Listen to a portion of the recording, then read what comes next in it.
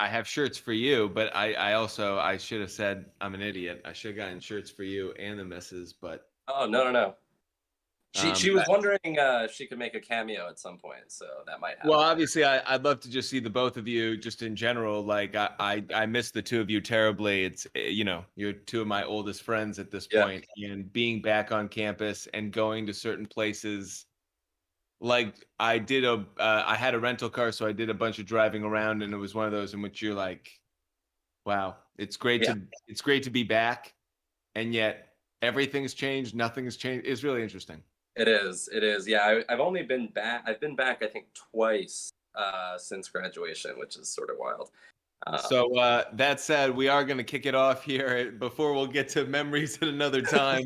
But welcome to Butt Fumble Sports and what will be two dudes talking sports Wednesday nights every 7 p.m. Eastern time, a bit of a delayed time this evening, but we're going to obviously be on YouTube so everyone can check out our content following that. Aaron Sokol, one of the most knowledgeable sports fans I know from both a business perspective, a fan perspective, and from everywhere else. And of course, Butt Fumble Sports bring you sports media and all of our analysis. Please check out our channels at Butt Fumble Sports on TikTok, Instagram, and YouTube, and at Sports Fumble on Twitter. Aaron, how you doing this evening? I'm great. I'm really excited. Happy to be here. Hope I get invited back. Long time listener, first time caller, as they say. So excited to get to it.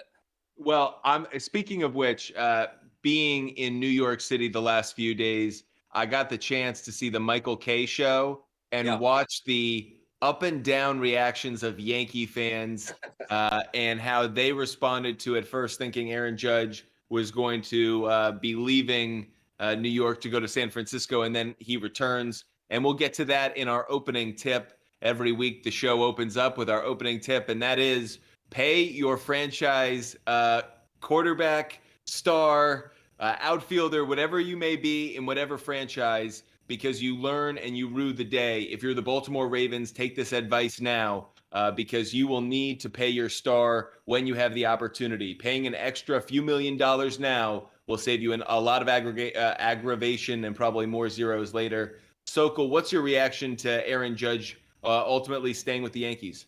What a deal. All right. I mean, from so many different angles, it makes complete sense for both sides. This was really, to me, the only outcome that made sense. There's something about Judge and the pinstripes. It's meant to be. And what a season. I mean, the guy put it all sort of on his shoulders, and he not only had maybe the best offensive season of the last 20 years, but maybe of all time. So I know we were talking earlier today about how much money he made himself by betting on himself. So it's staggering. And I think, to your point, as you opened here, imagine the Yankees without him in the lineup. I mean, you're talking about just not only the production on the field, but what he means to the fan base, what he means to the organization. It's the only place he's ever played.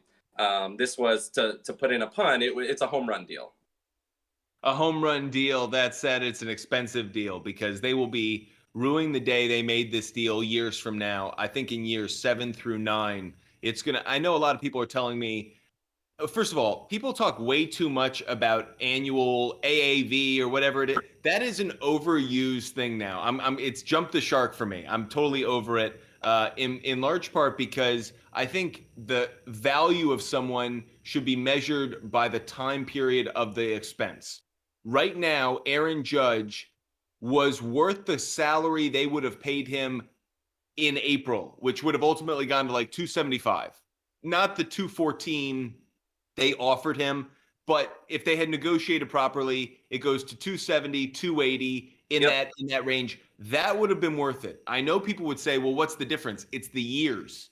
It was 7 for 280 as opposed to 9 for 300 because those final 2 years, he's just sitting on your roster and you hope it's on the field. There's no question. On the injury list. We've never seen somebody like him before. We don't know how. We have a general idea of how baseball players age. Isn't Giancarlo Stanton another model of this? I feel like we have Maybe. seen him, which is A big guy of that size isn't going to stay on the field consistently for a Sure. decade. I would the only counter to that I would give you is most of Giancarlo's injury history has been soft tissue injuries. Judge has generally been healthy, other than the broken wrist when he got hit by a pitch. I'm sorry, Indiana University. What degree did you get? Did you get a medical degree and I didn't know it? Yeah. So I think Judge is in a different sort of class than Stanton. Stanton was always power only. Judge is out there playing center field, and to your point, like they're now paying him $40 million a year. Increase his risk. The fact that Oh, he's going to be on the field. That's exactly what I was going to say. Is if I'm the Yankees, I don't want him out in center field 162 games a year. Well, no, that's going to be over. Like Brian Cashman, he knows that, and to me, it means Giancarlo Stanton, his days are done. And the idea, one of the reasons this actually hamstrings the Yankees is because that DH spot is now reserved. It should be occupied by Judge in the final 5, years of that contract. Right. And the DH is always a useful place to put in a great hitter for a year. I love, kind of rotating in someone to that DH spot who has value, but they really can't play in the field for whatever reason. To me, I like this deal if it had been for the 7 years. But the 9 years is really tough to swallow. If they had done 7 for 300, as crazy as that sounds, I almost would feel better about it because the first 3 or 4 years, you're going to get the value. I'm totally with you on that. I completely agree. I mean, I think we've learned now with the Cano deal and the Miguel Cabrera deal, like most of the time these guys, it doesn't work out at the end. The Yankees are absolutely paying a premium, and any team that was going to sign him, they're paying a premium. You're going to probably get 3 to 5 more elite years, 2 or 3 really good years, and then after that, complete unpredictability. So I'm with you on that. I just think how do the Yankees recover if they don't sign him? Well, what's funny to me is this really is a marketing move. This is a move that's done to preserve Judge's chambers, to make sure that the New York media is appeased. This is a Hal Steinbrenner trying to live up to his father's reputation more than anything else. And that's what's so funny to me is I think Hal Steinbrenner, he's feeling the pressure from across the way in Queens because Steve Cohen is now, how do you say, the big swinging on the floor? Yes. And I think that definitely impacted him. And to shift gears as we roll right into our talk about the MLB winter meetings, obviously the big news more recently is Aaron Judge signing. But the week started with Jacob deGrom leaving New York, Justin Verlander being signed. I know you're a diehard Mets fan. How do you feel about the swap between the two aces? So I think in a vacuum, you're downgrading, right? I mean, I think nobody would argue that deGrom at the peak of his powers is the single best and probably most impactful arm in the entire sport. The problem is he has pitched something like, 200 innings in the last 3 years combined.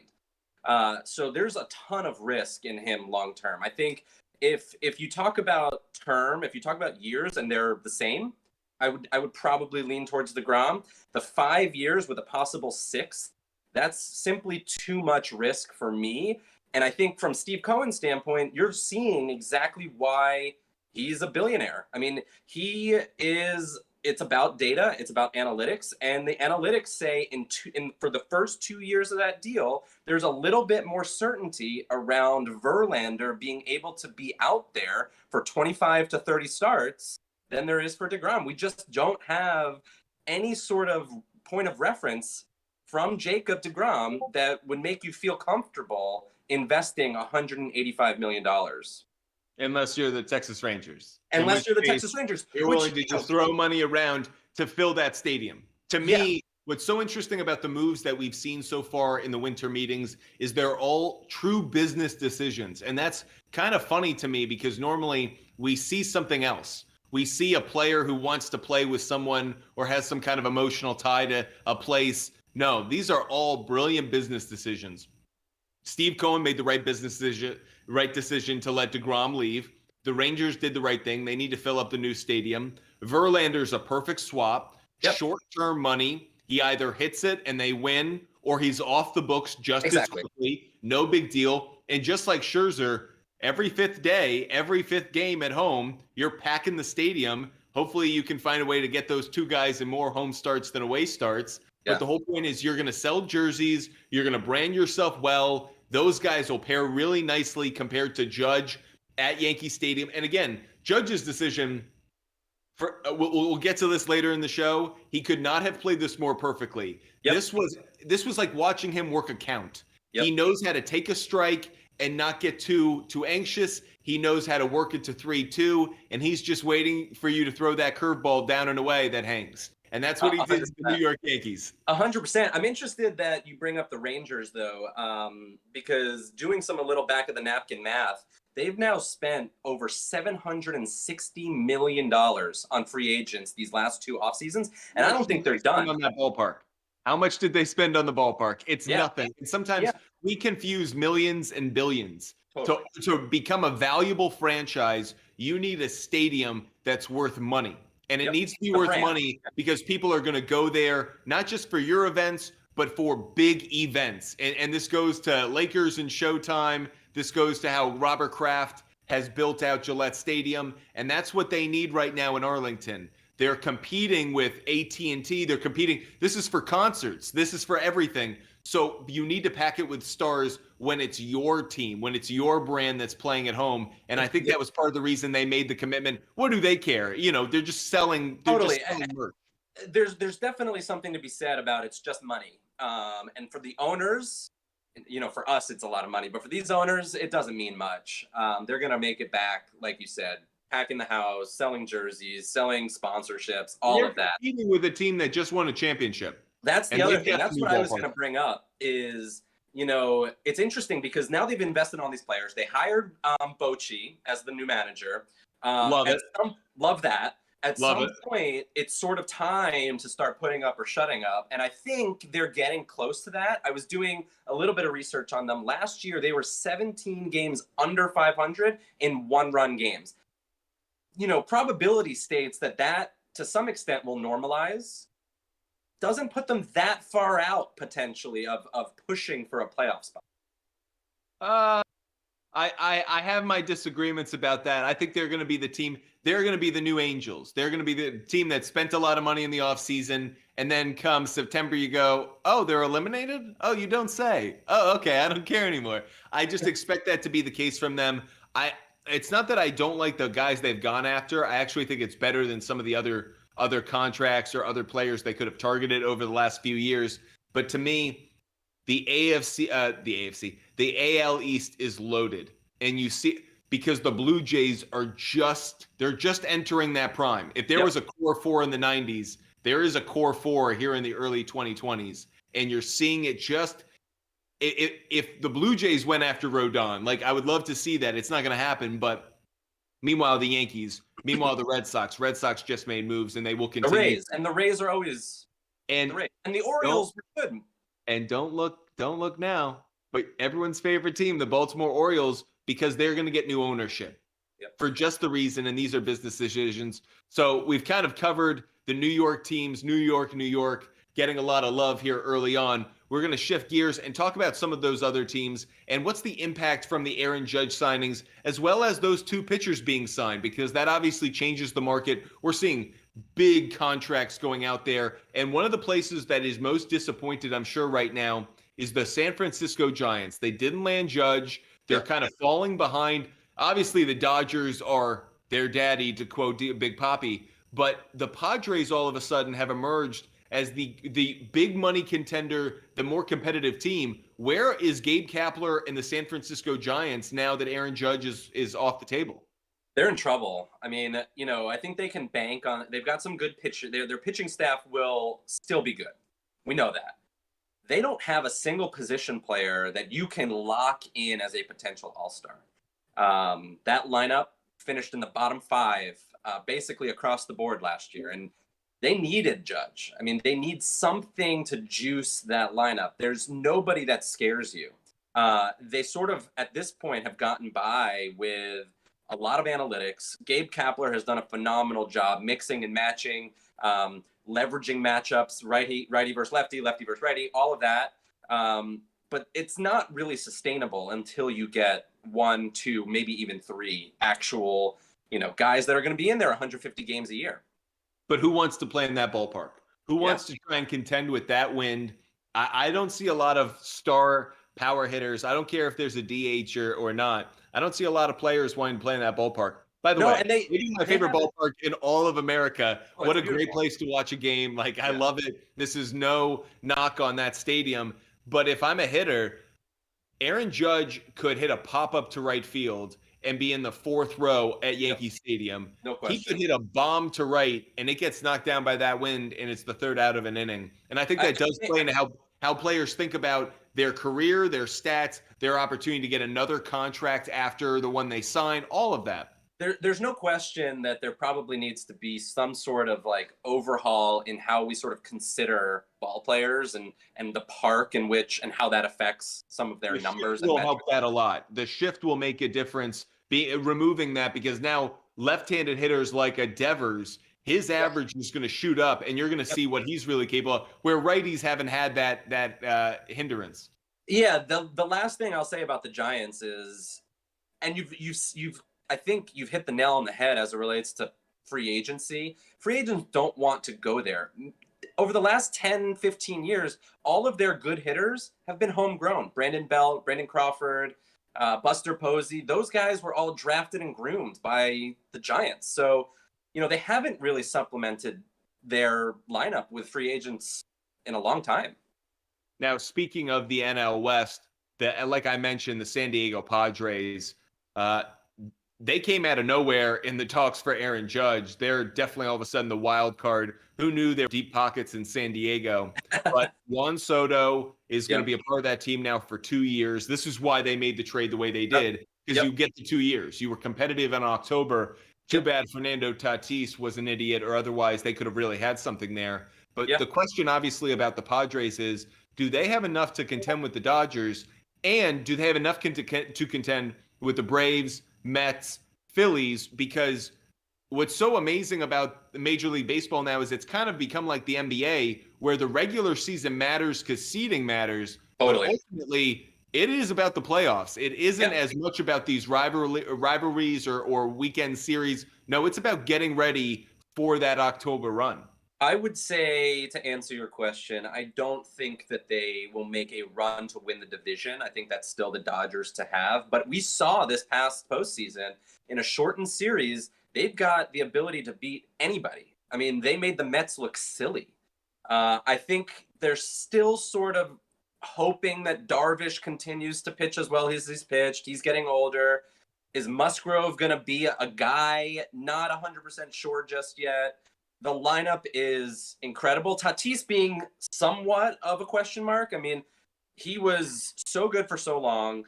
Now we've got this PEDs in the background. We've had wrist injury. We've had a shoulder surgery. They're going to sign another shortstop. You mark my words. I bet they're going to swoop in at some point and get in on that market. It wouldn't surprise me at all. And Bogarts might be the perfect fit. He's going back to the Red Sox. We'll see. I actually think one of the fallouts, we can shift to the Red Sox now. I think one of the fallouts from the Aaron Judge deal is it put a lot of pressure on the Red Sox. I think no question. It's interesting because DeGrom and the Mets showed where loyalty can fade away, where it doesn't matter.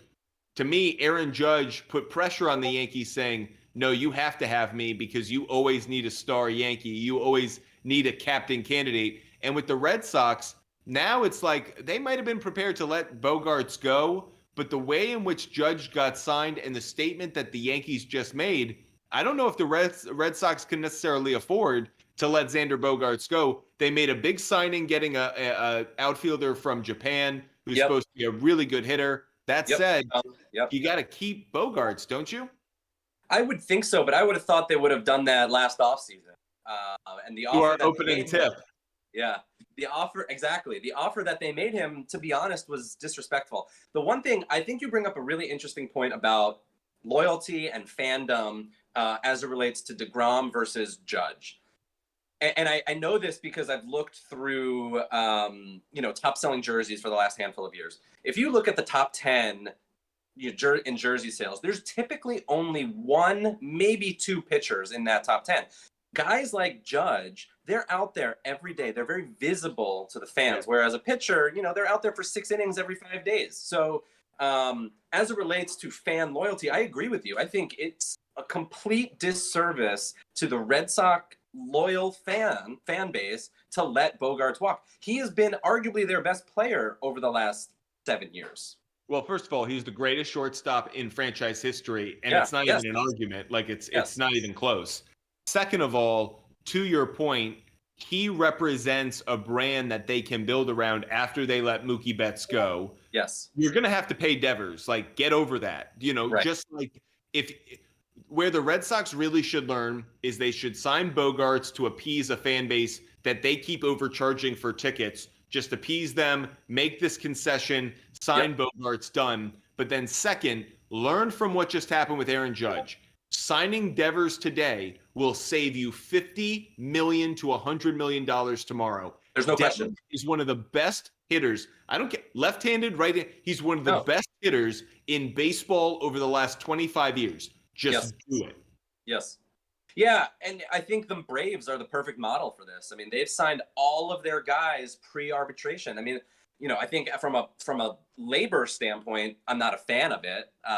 These guys are not earning what they probably deserve, but it makes a ton of sense for the team. If the team is confident in the way that they've scouted these players and they have seen enough production by the time, somebody's only put in 2-3 years, they feel confident in that person, over the next 5 to 7 years. Why not?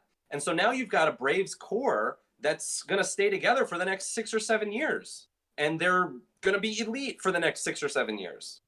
Now, we won't talk about the Braves. They haven't made a lot of moves this offseason, but one of their big rivals, the Philadelphia Phillies, they've been active, signing Taquan Walker, as well as, obviously, the big move at shortstop, Trey Turner, and getting Trey Turner away from the Dodgers. I don't like the years, way too many years. That's crazy to me. This is I don't actually like this move. I think it's overpaying for, again, the next 3-4 years. But what are your thoughts on it?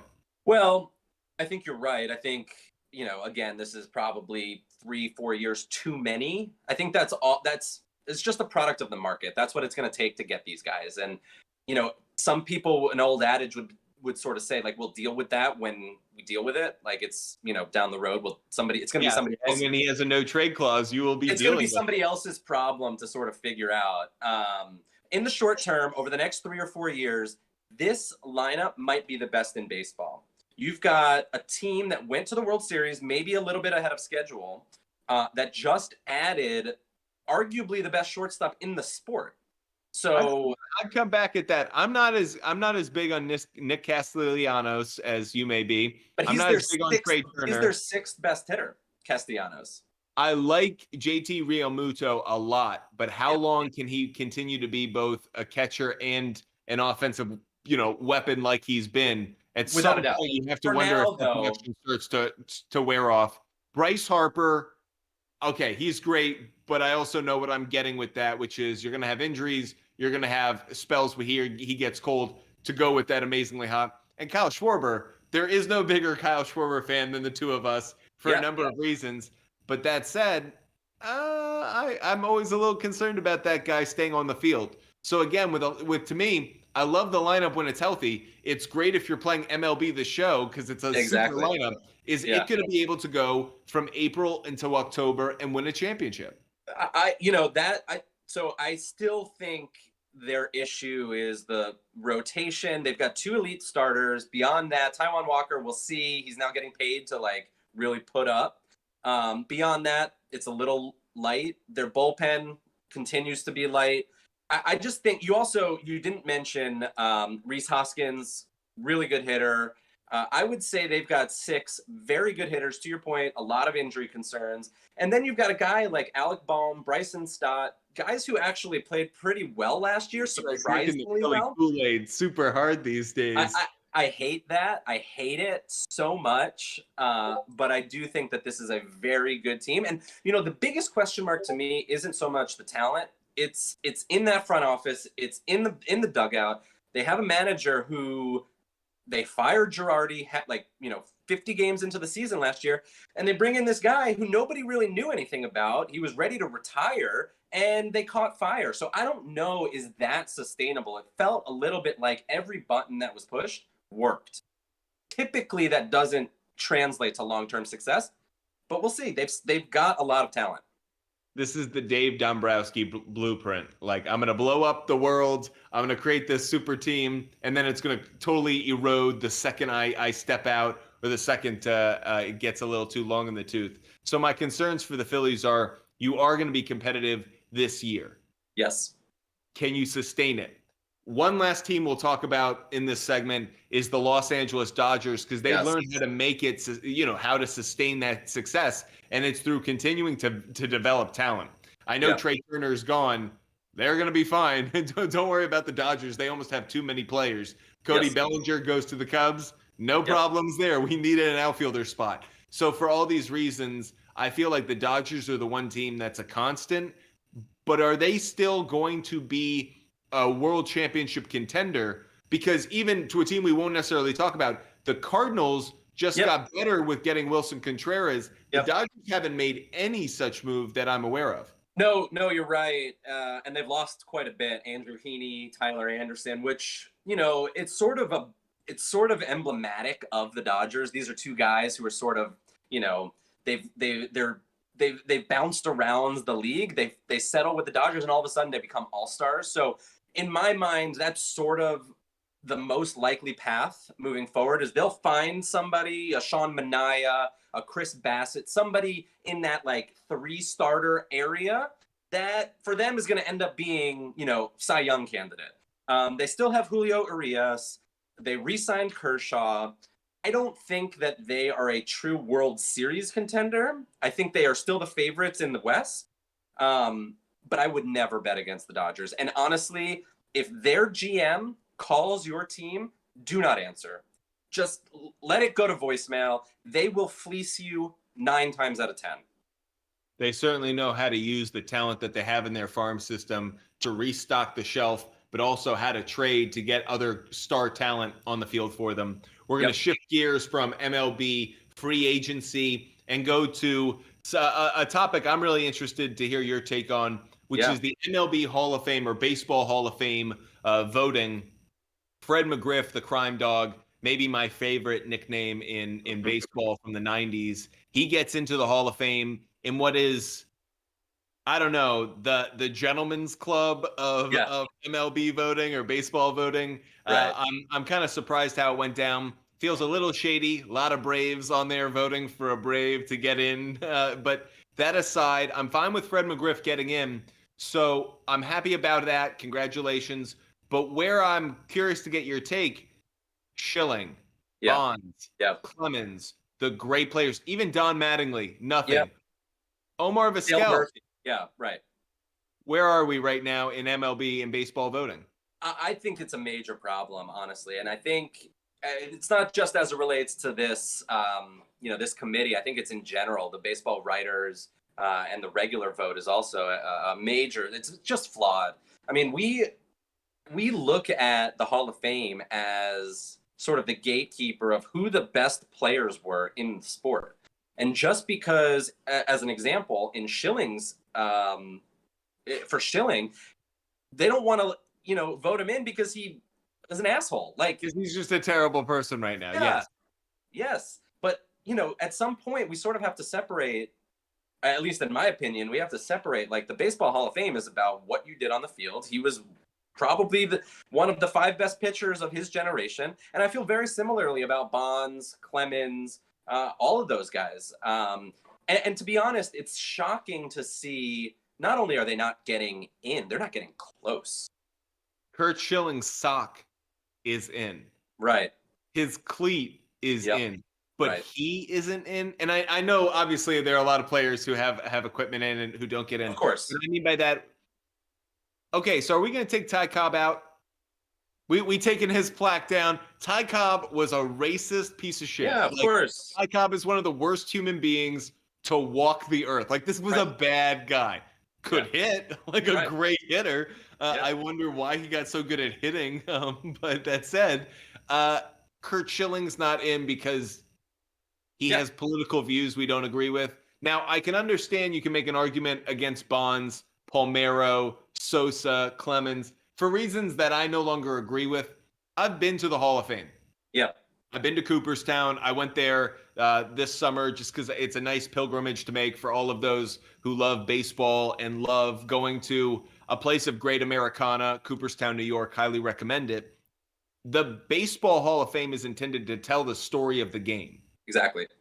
They do a decent job trying to walk that line by saying, okay, we're going to have Pete Rose have a picture here so we acknowledge him. We're going to do something that says, yeah, Barry Bonds was a player or Clemens was a player here. You'll see a video of him getting, 20 strikeouts.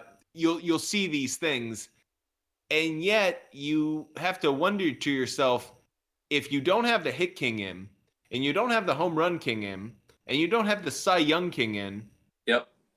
is this really a Hall of Fame? Right. And I understand cheating's cheating, but I don't understand where we draw the line between telling the story of the game and simply kind of ignoring the parts of the game that were so critical. Yeah, I mean, to me, it's like we can't have it both ways. We can't continue to can't say that Roger Clemens had, 5, 7 Cy Youngs or whatever it is, but then also say he can't get into the Hall of Fame.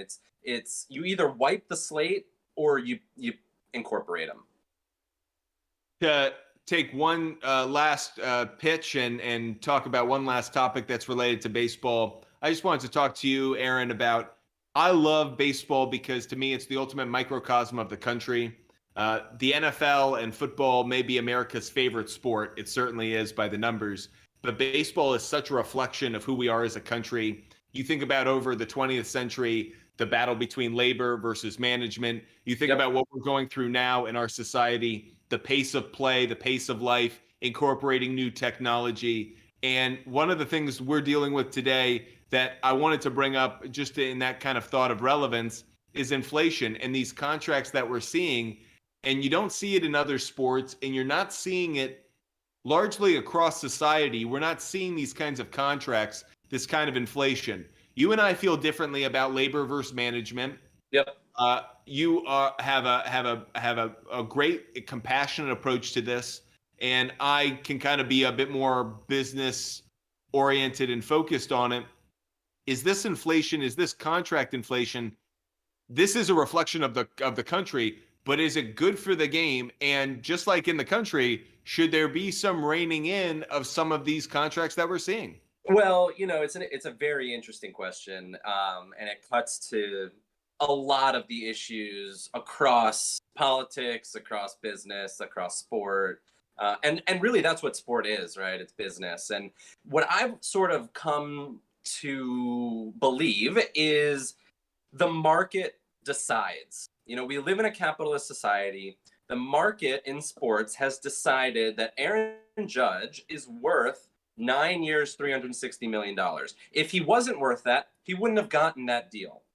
Do I also feel that anybody needs $360 million?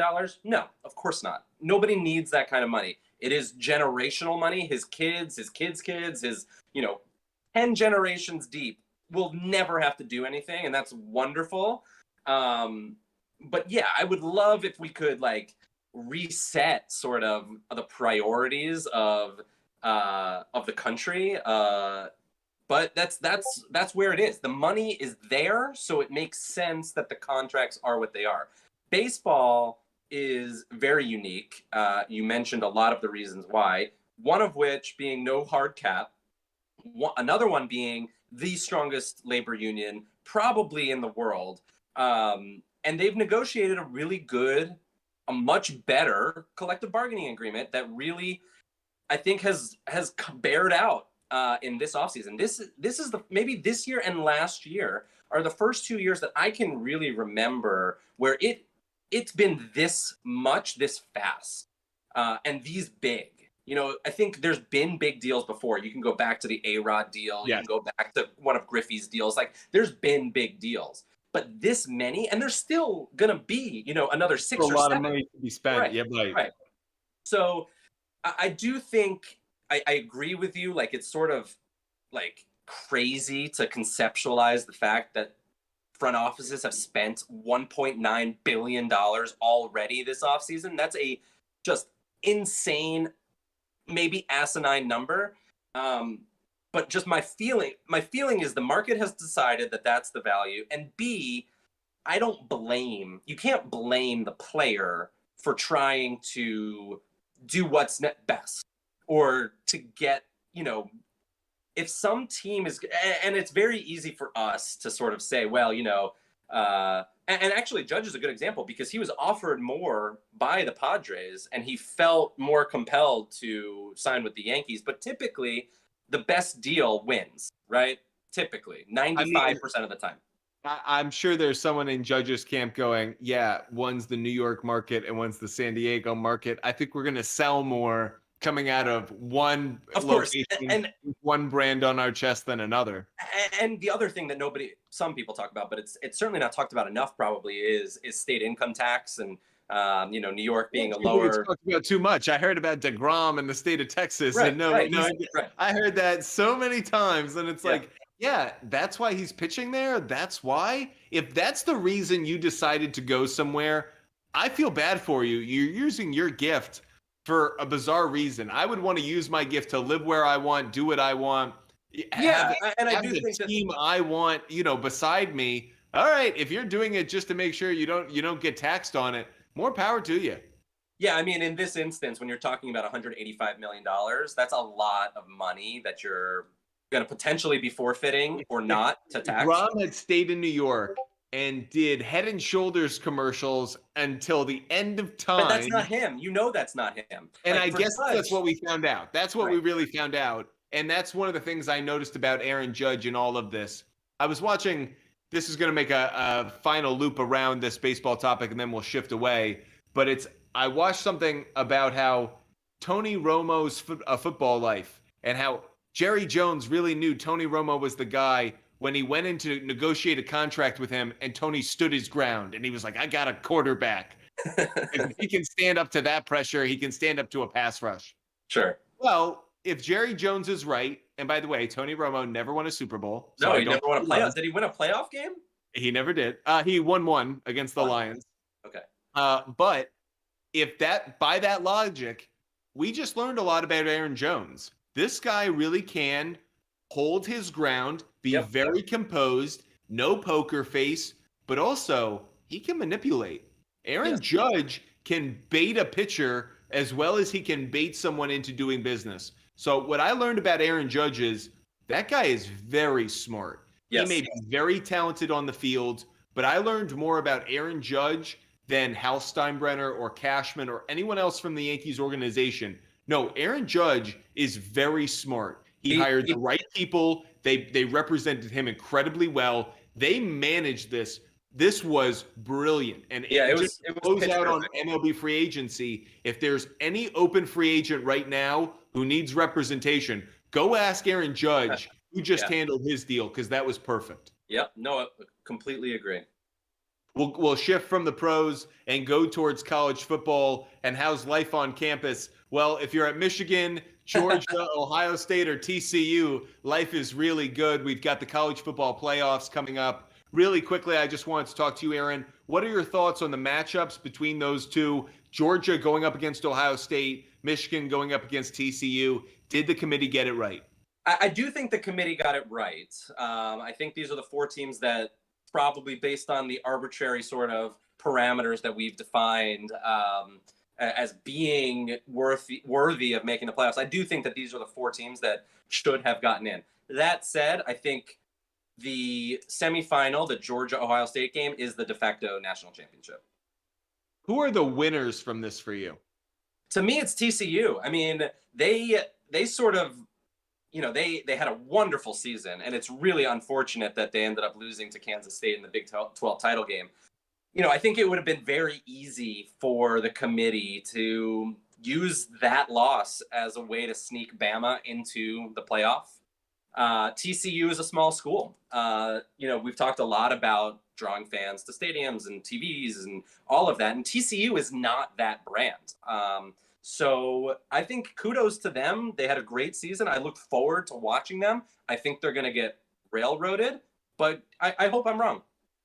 Nothing like being congratulated for the opportunity to be railroaded. That said, I think the winners for me were definitely Georgia and Michigan, and the reasons for that was last year a fluke for either one of them, and I think both validated the run that they're having for both of their head coaches. Kirby Totally. Smart, he is now on that level. I'm not saying a Nick Saban level because you got to get a lot more championships to be Yeah. there, but he's on the level where you're like, no, you're one of those coaches that Yeah. we will talk about decades from now. Dabo is the other one right now in college football. There aren't that many. No. Harbaugh is not there. But if you want to get there, this is how you do, and that's why I put Michigan as my other winner. That said, who are the big losers for you out of this college football playoff? Yeah, I think there's a couple. I mean, the USC is an obvious one. Great, great season. And then when it mattered most, they basically didn't show up.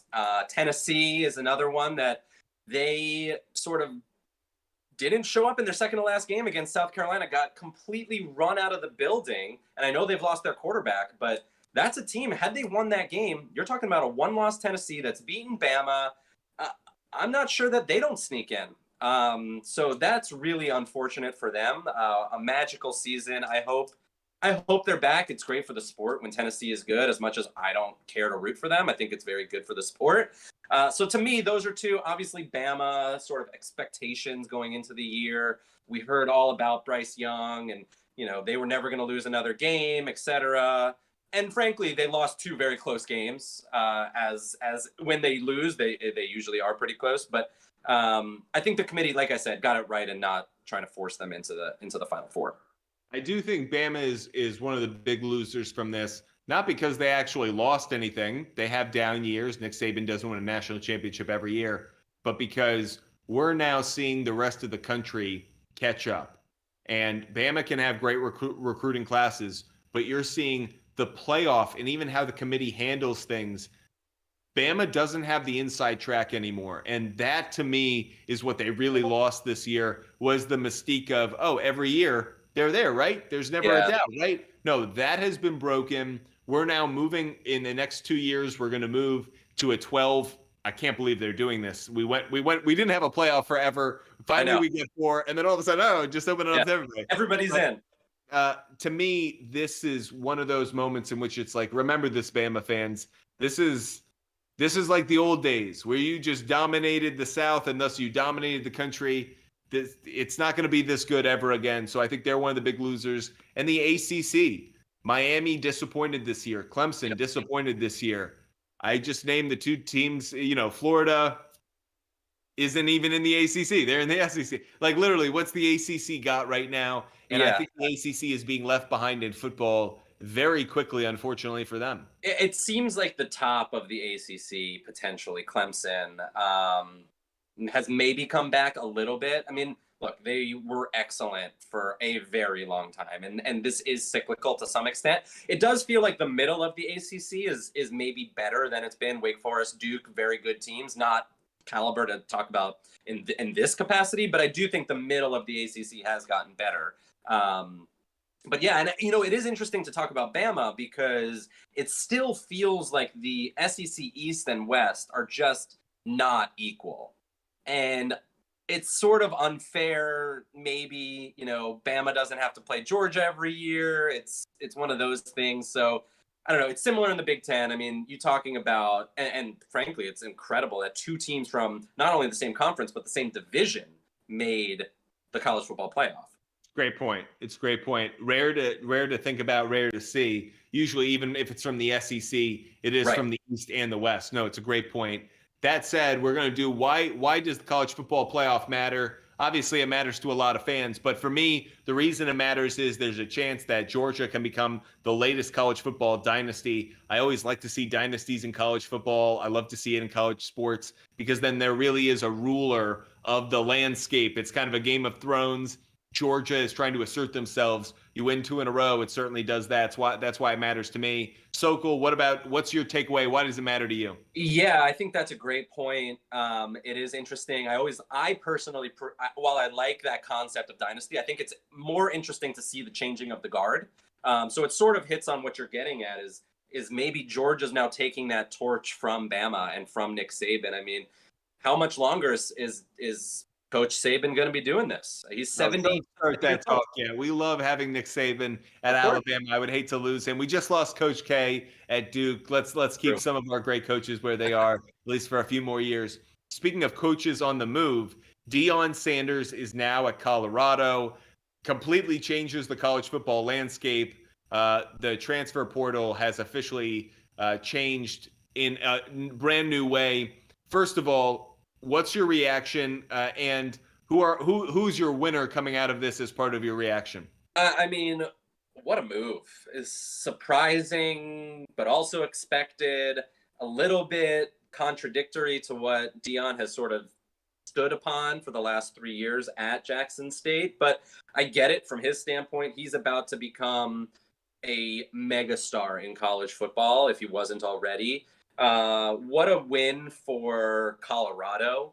I mean, this makes them relevant. They haven't been relevant for 30 years. And with the Pac-12 sort of in an uncertain time, is USC staying? Is UCLA leaving? Washington, Oregon, all these teams talking about potentially leaving the conference. Colorado, they might have the most swagger. They might have the most fun. They have people that now want to play there. It's a great city. It's going to be a really fun. I'm excited to see the next. I want to pump the brakes on like next year, but I want to see the next 2, 3, 4 years what this is going to look like. Well, I certainly think it changes what the Pac-12 is and what their future is. USC, UCLA supposed to be going to the Big Ten. That was just going to be a drain of money. There was going to be a drain of resources. The Pac-12 was about to become irrelevant. And if I think there is a messiah for that conference, it is Deion Sanders, because prime time when he was a player, prime time as a coach. If I'm ESPN, I'm putting him in a prime time window and not on West Coast time, on East Coast time. And that's the difference for me. Why does the Pac-12 lose? Yeah, because they're on at midnight. Why does the Pac-12 losing money? Because they don't have a game starting at noon. They don't have a game starting at 3:30. And even the game that's at 7 is early to them.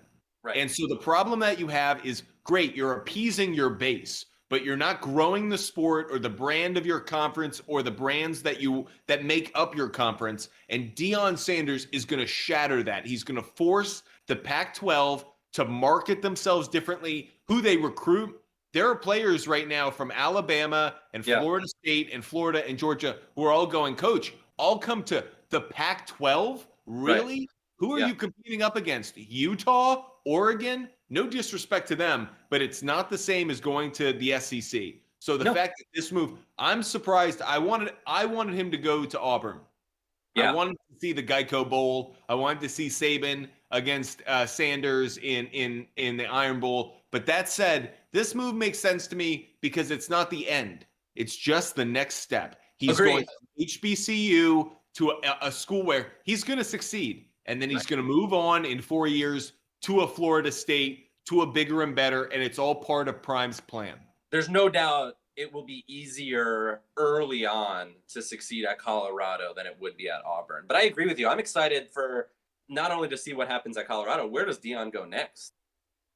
Who's my loser for this is obviously, unfortunately, HBCUs. Yep. He was such a force of good for them. And obviously, I think what he did is now ESPN does cover HBCUs differently, and the NFL Network will cover their combine differently. And there has been more attention given.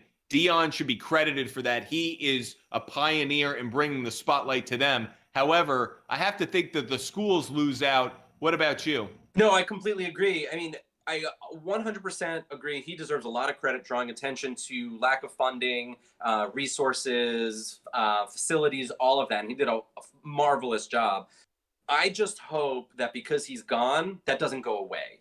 You know, we've seen that before. So I agree with you. Have we seen the sports media community commit dollars and resources? Because the challenge with committing that amount of money is when you pull it back, people go, what happened? Did you all of a sudden lose your consciousness or did you lose your morality? And that would be my only thing. I agree with you, but I feel like it's different than making a donation. If you were broadcasting games before, are you really going to take them off the air now? I don't know. Now there's more Colorado football games to broadcast. Very true. That was a good point. Just a quick note on why do I think Deion Sanders going to Colorado matters. It's because it's going to change college football. We were moving towards a two-conference powerhouse system, and I think this will stall that just a little bit because I do think it makes the Pac-12 relevant. What does it also do? It increases the power for the athlete because now they see themselves in the most decked out, pimped out, primed out version of themselves now as a coach, and you want to go play for that. If you don't want to play for Nick Saban, you now have an alternative, and it's not Herm Edwards. It's not your grandfather. It's not your father. It's the coolest guy, and it's the one everyone wants to flock around. So I think it's good for college football overall. What's your one big takeaway from it? I agree. I think for the athletes, it's huge. Giving opportunity to just play in a more fun environment. I think Saban and a lot of those more traditional coaches, it is, we're going there, we're going to try and win games, and we're going to try to get to the NFL. Why can't we also play with prime and blast music and dance on the sideline? So I think for some like millennials and Gen Z, that's really an exciting opportunity. And I think there's been some Uncle Tom phoniness in turnover chains and turnover dunking and all of this stuff that's like, yeah, but it's the good old football coaches who found a weight training coach who figured out how to be cooler. No, Prime is the definition of cool. Yes. He doesn't have to play it. He doesn't have to figure it out. He doesn't have to go on TikTok to find it. He is cool. He's the definition of. And so to me, who doesn't want – this is the U. Yeah. Except, it's the FSU. It's the wide left crew. So anyways, to that point, we'll move on to the last topic from the college campus, college basketball, the college basketball rankings. Really quick, just going to cover this. Who are your winners right now from the latest college basketball rankings? Fans. We've got chaos. We've got UNC, the preseason #1 team, dropping all the way out of the rankings. We've got Creighton, who is all the way up to #7, dropping down into the low 20s, which, by the way, they're excellent. They just finished a 4-game stretch against ranked teams back to back in 11 days and then lost at home to Nebraska. So I get why they got dropped, but they're really good. So I love that. I love the chaos. I love early on in the season. How about Purdue coming out of nowhere, beating Duke, beating Gonzaga, getting all the way up now to #4 in the country? It's hard for me to say. That team is really, really good. So I love that. I think that's awesome. Fans love it. It's early. We get to learn a lot about the teams. To me, that's my big takeaway. For me, the big winners so far, the state of Texas and the state of Indiana. Obviously, Houston and UT are 1-2 right now. Unbelievable to see Texas. And the reason I like that so much is because college basketball will benefit from having what is a football state care about it. It's like in politics. When you can flip a state from one color to another, it's a real it's meaningful to the party. College basketball being able to flip the state of Texas to almost a kind of purple, turn it into some college basketball blue, I think is really good for the game of basketball because unbelievable athletes come out of Texas. There's just enthusiasm about it, and money being committed by these schools to the basketball programs will just ultimately grow the sport that much more. As for the state of Indiana, you couldn't get a more blue blood state when it comes to basketball. So personally, I saw IU beat UNC last week, which was a great moment. But to see Purdue and IU both in the top 15, top 12, this is what you want if you're college basketball. Growing in a state and in an area where you haven't been and starting to make gains, and then also being great where you're supposed to be. I have my base, and I'm driving into some new market. So for me, those are the big takeaways from it.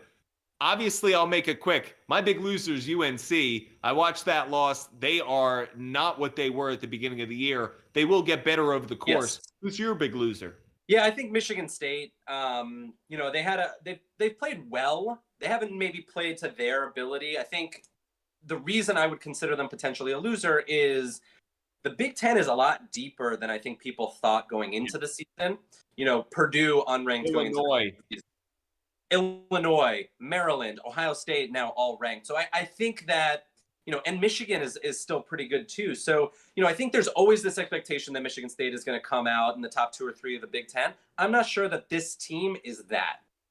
See, I don't have that same concern. To me, Michigan State is always the team that, no, they don't necessarily win the conference, but come tournament time, you're going to put them in the Sweet 16, and you're going to put it in ink, so you could feel good about that. We're now going to graduate and get away from college, and we're going to move on to a fun little game over-under really quick, just a rapid-fire game with you, Sokol. See what your thoughts are on this. Okay. Yes.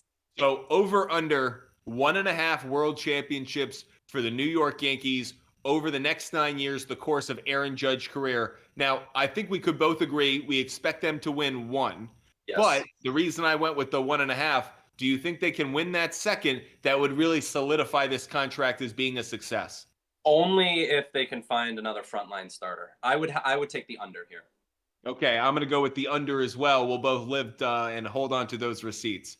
Over, under a half appearance in the Rose Bowl for Deion Sanders as the Colorado head coach. Usually the winner of the Pac-12 is invited to go to the Rose Bowl. Something I learned just recently, you actually have to get invited to the Rose Bowl. Just because you win and you think you're going, not necessarily the case. That could have happened if Ohio State didn't make the playoff. Right. There was some thoughts that actually the Rose Bowl would turn them down. No issues. They made it. That said, does Deion Sanders ever make a Rose Bowl in his time at Colorado? I say if USC stays, the answer is no. That's an interesting cliffhanger there. I'm going to be a bit more bold than you. USC is going to leave, and he will make a Rose Bowl appearance, and that will also be his last game coaching at Colorado. The next day, you will find out he is leaving for another program. So that will be my prediction. The moment he gets there, he will be gone. I don't think he lasts long enough to make the Rose Bowl. Okay, next over-under we're going to play here. Over-under half a playoff win the rest of Tom Brady's career. Not just this year, but the rest of time. Will Tom Brady ever win an NFL playoff game again? The answer is resounding yes. And it is this year in the wild card. They will win 1 playoff game this year.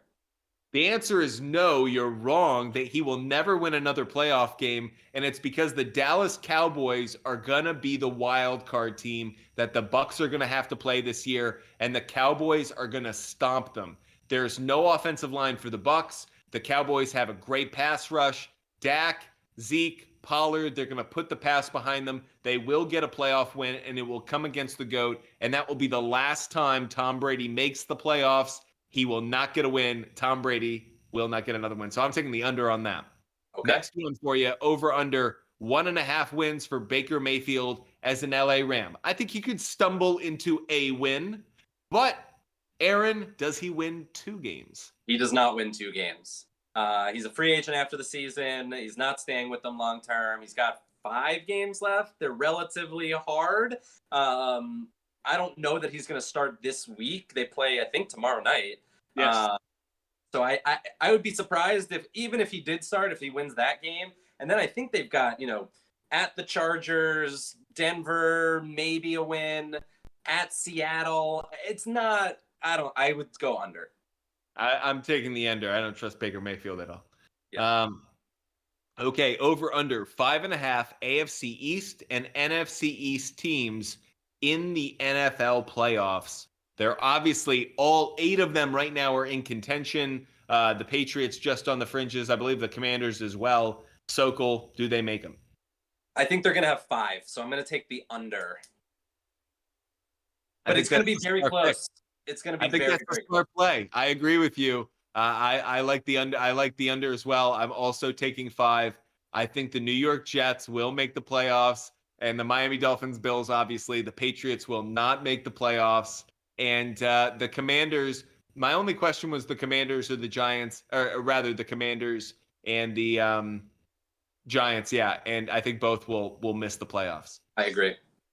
I want to see the Commanders make it though. I'm big on Taylor Heineke. I Okay, like it too. Tyler Magic. we're gonna move on now to our awards of the week. Every week, we're gonna hand out some awards. Some are good, some are bad. We'll start with the King of the Week. Aaron, who are your Kings of the Week? My Kings are all of our MLB free agents that got their bag. You know, Judge 360 million, Trey Turner 300 million, DeGrom 185, Verlander 86.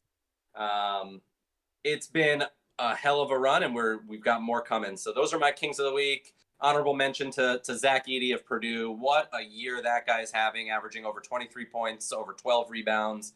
Incredible. Yeah, that guy eats babies. Yes. Alex Anthopoulos is my King of the Week because we're not talking about him, because he made his moves already. He spent the money. He locked up his stars. He traded players at the right time or moved on from players at the right time. You know, sometimes the Kings are the ones who aren't there. You know, the great monsters are the ones not at the scene of the crime because they already did their dirty work long before. And he just made every right move. I'm really impressed by him. I will give my honorable mention to Dave Dombrowski. He is once again converting one team's assets into a championship caliber team. And he'll probably, you know, like the Music Man, leave town right before it all comes crashing down. Both of them are having outstanding weeks. We move on to, of course, being Butt Fumble Sports, the butt of the week. Aaron, who's your butt of the week? I got Kyle Allen in there. Houston Texan quarterback, has started the last 2 games.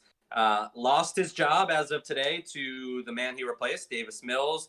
Over those last 2 weeks, he has had a total QBR of 3.4. That is very bad. Breaking news, 3.4 QBR is bad. My butt of the week is John Heyman, baseball reporter.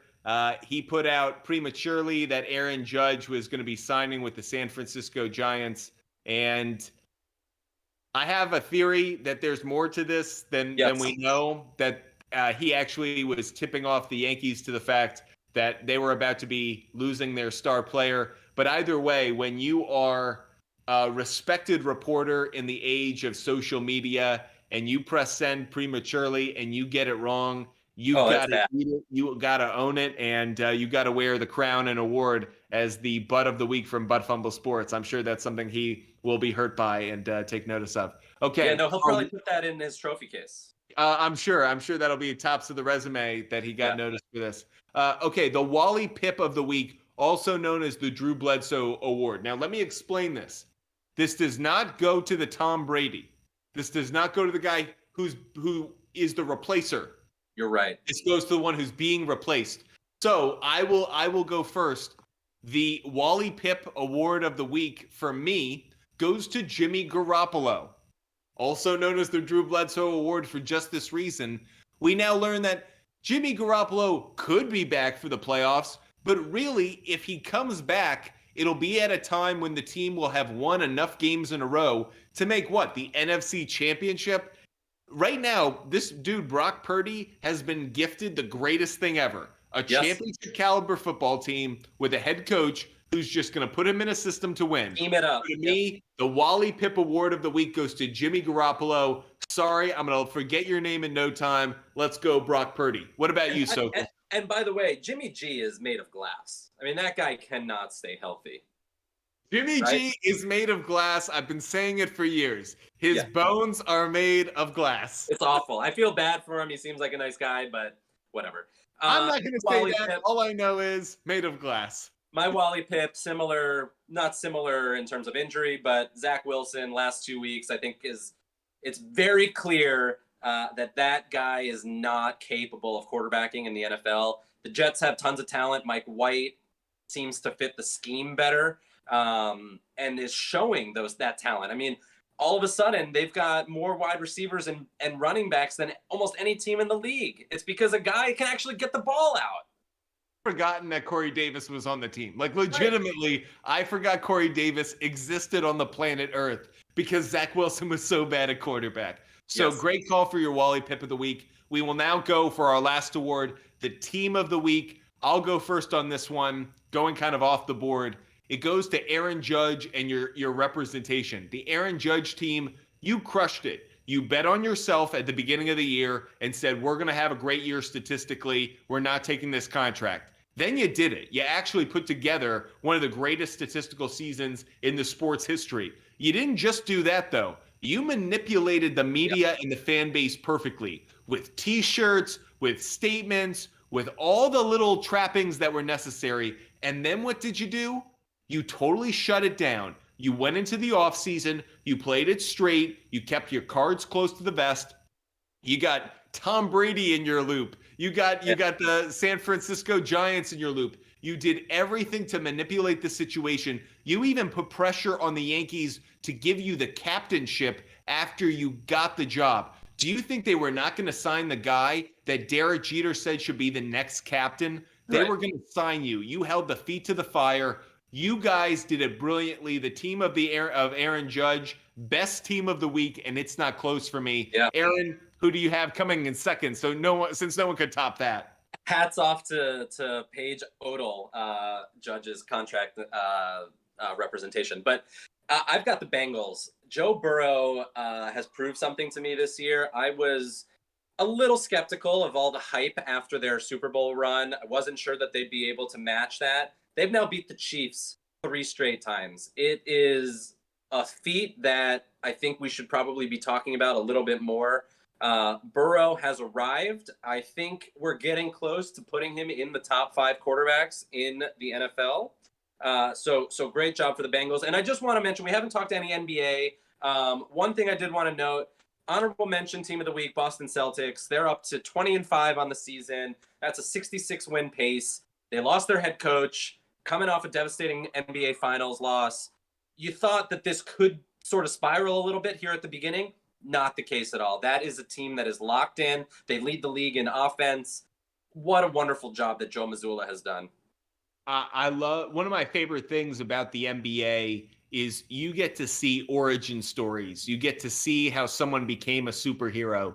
Jason Tatum is acquiring his superpowers. Yes. This guy is becoming unstoppable night in, night out. It is so fun to watch. And part of what makes an origin story to any great superhero is you have to have your moment of defeat. Right. You have to have your moment of failure. And we saw that. And one of the things I love is, do I think the Celtics are going to win a championship this year? I actually do, in part because the Golden State Warriors tested them and challenged them like you see in the NBA history. It was the Celtics that had to be challenged by the Lakers, and it was the Bulls that had to be challenged by the Pistons. You right. see this year over year. It's these teams that challenge each other. And Tatum was challenged by the Warriors, and he has emerged the best player in the NBA. He wasn't last June. He certainly is right now. And I'm with you. I think that team is really hot. I also say it's a long season, so hopefully they stay healthy, because if they do, it'll be a championship in Boston. One last thing on the Celtics. I am so impressed in Marcus Smart's development.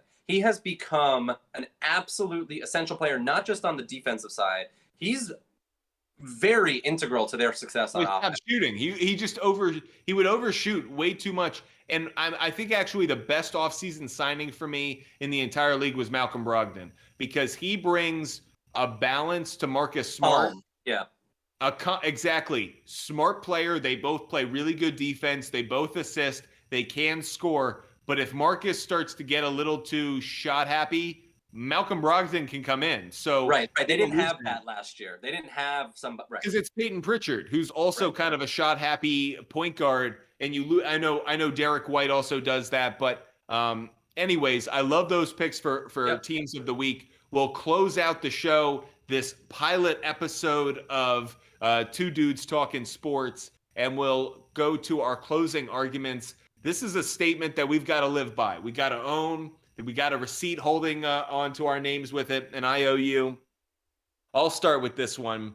I said a couple weeks ago when they won on Thanksgiving, the Bills may have won Thanksgiving against the Lions, and they may have won since then against the Patriots, but the loss of Von Miller will absolutely haunt this team.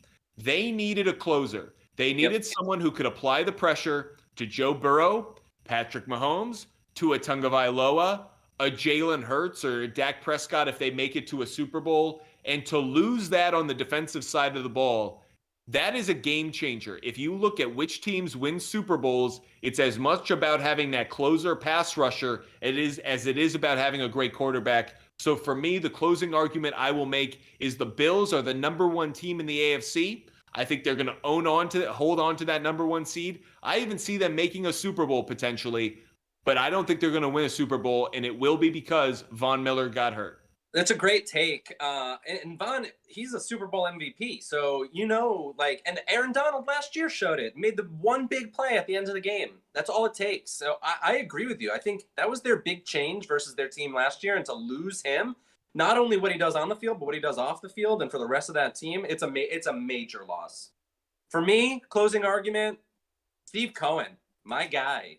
It is very clear that he does not care about any luxury. You can take your luxury tax rules. You can take whatever you want to take. He doesn't care. He's going to spend his money the best way that he sees fit. And I think it's great for the sport. Butt Fumble Sports, a new sports content company. Check us out at Butt Fumble Sports on TikTok, Instagram, and YouTube, and at Sports Fumble on Twitter. Two Dudes Talking Sports will be broadcast every Wednesday from 7 p.m. up until 8:30. You can check us out. We'll have a podcast coming soon. You can check out our channel and our content at Butt Fumble Sports on TikTok, Instagram, and YouTube. Appreciate all of you for joining the show. And please engage with us if you have comments, questions, or want to follow up on our rants and takes at Butt Fumble Sports on TikTok, Instagram, and YouTube, and at Sports Fumble on Twitter. Thank you so much. Thanks, Wyatt.